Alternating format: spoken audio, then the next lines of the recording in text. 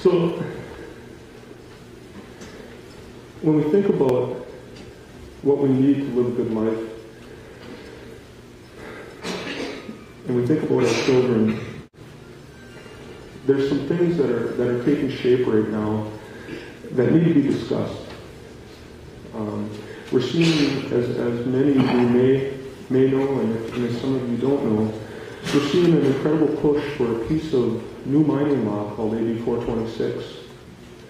AB 426, in the media, it will be said that AB 426 is a body of legislation that's been thoroughly vetted. That it's a piece of legislation that has been worked very diligently. And into that, I'm just going to say it's been thoroughly vetted, drafted, and gone through very thoroughly by mining companies.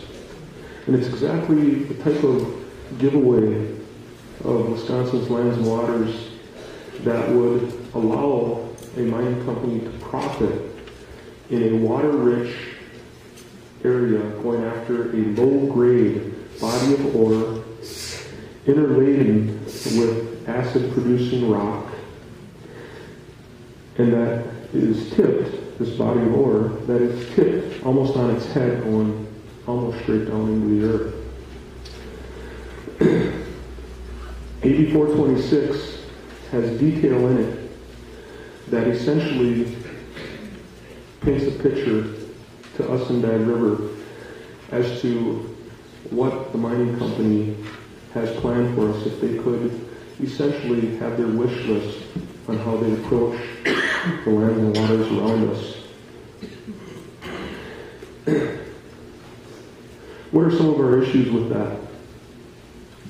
One of the things I'd say, and I want to share with you tonight, is that no matter how beautiful the words are, no matter how much ink is put on paper in Madison under the umbrella of mining law, and if we call that ferrous mining or iron mining, and if I told you that was safer than sulfide mining, which could cause acid drainage, I would say, let's go even further. Let's call it removal of a lake mining bill, or let's call it the destruction of one hummingbird nest legislation. You could put any type of name on it, the Jobs Act, the most patriotic piece of legislation ever.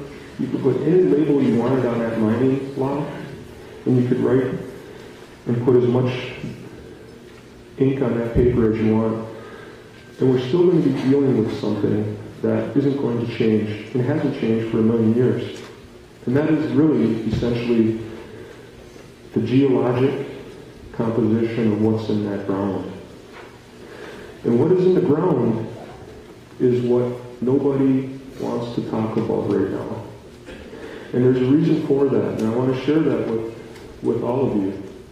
That what is in the ground are sulfide minerals in the Penokee Hills.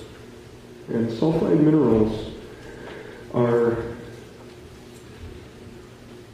rocks that will bleed when they're exposed to air and water. Sulfide minerals create sulfuric acid. Now, I brought this up with the Milwaukee Journal Sentinel editorial board today, and there was an article, and I seen a quote from Bill Williams from GTAC that essentially said, there's nothing that we've seen to indicate a high level of sulfides in the mountain. And I thought, well, there's one positive takeaway. It's the first time I ever heard GTAC acknowledge sulfide minerals in the mountain. I'll wait for the cell phone to stop there. It's the first time I heard anyone from the mining company acknowledge the presence of sulfides. Acid-producing rock. And I thought, well, that's, when, you're just kind of trying to put a voice out, that was a positive outcome. But then as I normally do when it comes to GTAC and that mining company, I started to get irritated and agitated. Because what if I told you, that mountaintop is has got 5% sulfide mineral content. One of the responses back might be 5% mineral content. That's not much.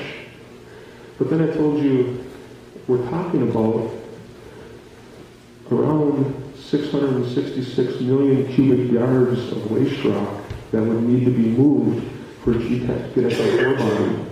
And I asked you to do the math for me. And to do the math on 5% of 666 million. And all of a sudden, we have a number. And maybe it's 30 million plus cubic yards of acid-producing waste rock. If we just threw percentages aside, and I was here to talk to you about, Bad River wants to put 30 million cubic yards of sulfuric acid-producing waste rock on your shore over here by the river, we might have some opposition and some people that would really like to have a serious discussion with us, huh? But I tell you this, why should the average citizen in Milwaukee give a darn about us or about what I'm telling you? I don't have a really good answer for that other than to say this, that it is about babies. It's about children. It's about the ability of babies to live a good life in the future.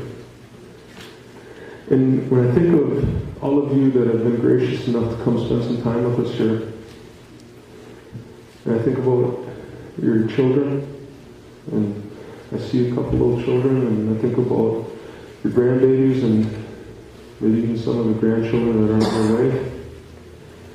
And I think about Bad River putting 30 million cubic yards of acid-producing waste rock on your doorstep.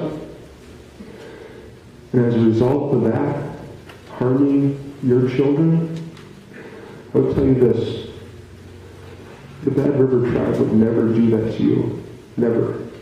We would never consider that as a viable economic development option. And we would never, in 1,000 years, call that forward progress. And all we're asking you as citizens is to think about that. To think about that and talk to these lawmakers. If, even for a second, to consider that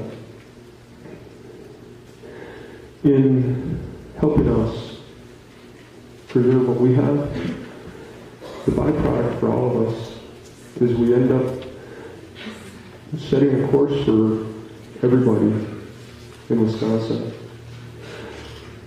A forward course that is centered around pristine ecosystems and clean water and clean drinking water.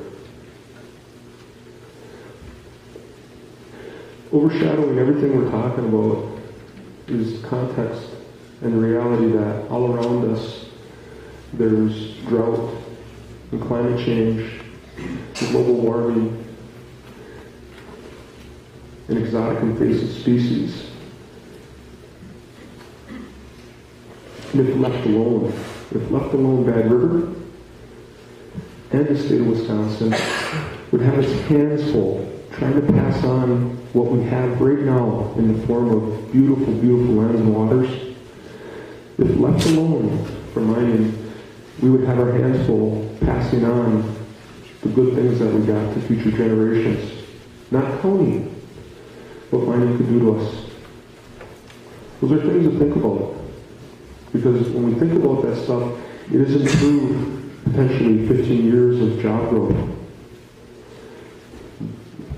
Job growth of which is questionable because there's never been objective, independent economic analysis of extractive industry for Wisconsin. We're not talking about 25 years of job growth. I take you back to what I said at the start. When we talk about mining, we're talking about hundreds of years, we're talking about 1,000 years, we're talking about the alm. We're talking about babies and what they need to live a good life. One of our values that we carry and we put forth as we try to take care of these special places up north for us is that we're temporary. They call it existentialism. It's that essentially death and knowing you're going to die can actually enrich and help you to experience a more vibrant life because it gives you pause to savor the good things around us. Right? We're temporary, but being temporary, there's an understanding in our tribe that we don't have the right to give away things that those babies are going to need in the future. Clean water, clean air. And when you look at the detail of AB 426, that is exactly what's on the table and what is being given away to the mining companies so that they can profit. And our message tonight is real simple. It's please take the time to think about this stuff. Please take the time to reach out to Republican and Democratic lawmakers to share what is essentially a value and a way of seeing the world around us. I think it's called the Northwood Spirit. I think it's called the Wisconsin Way.